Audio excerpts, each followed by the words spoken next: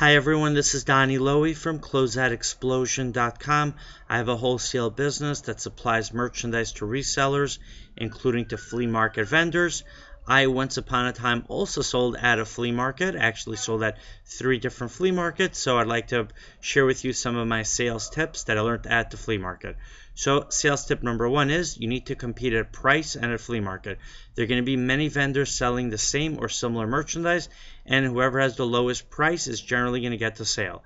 Now that might seem like a simple sales tip, but I'll tell you this, don't take it too far, because there are ways to be able to get sales even if you are selling at the same price as other vendors, or even if you're, slightly higher. When I say slightly higher, it has to be a very small difference. But generally speaking, always have either the same price as other vendors or a lower price. Now, let's say you have the same price as other vendors, or you just can't price it less than they could sell it for. So you're competing now, you're not competing on price because you're both selling at the same price. So then that's where you need customer service. What I would do at the flea market, anybody who would walk by, I would call out to them, greet them, talk to them, joke around with them. I would, get other people involved in the conversation and really give people a sense that I was having a good time, and I really was having a good time. And people are always attracted to people who are having a good time. It's not just true for the flea market, it's true for business and life in general. So you have to be very positive at the flea market. Now another sales tip is have your stuff displayed really nicely and have different merchandise for different price points. If you are selling socks, then that's actually what I sold when I was at the flea market, as well as other items.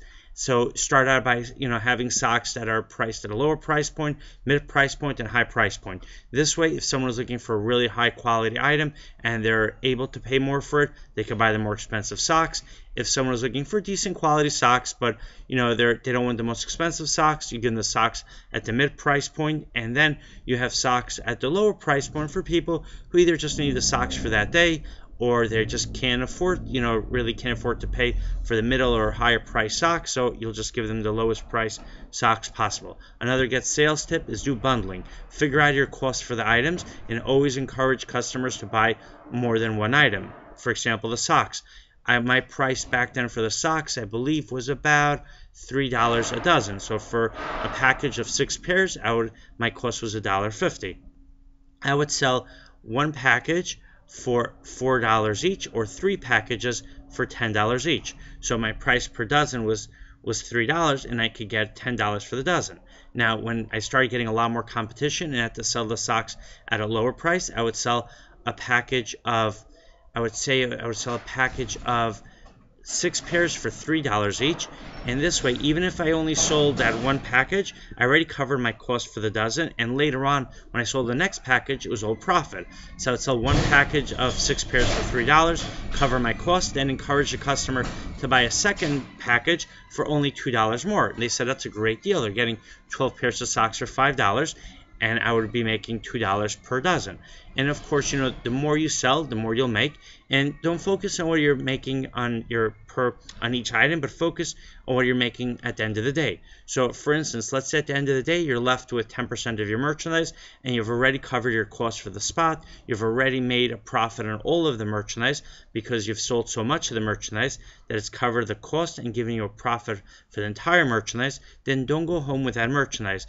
Either offer it to customers that go by, and then if the flea market is done already, then go around to all the other flea market vendors, offer them that merchandise, and sell it out to them.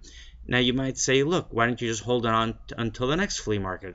Because if it's an item that you could replenish from your supplier, then why not just sell it out? You can always buy more merchandise from your supplier. So with a socks example, I would sell out the socks that I had left at the end of the day, and then I would go to my supplier and buy more socks.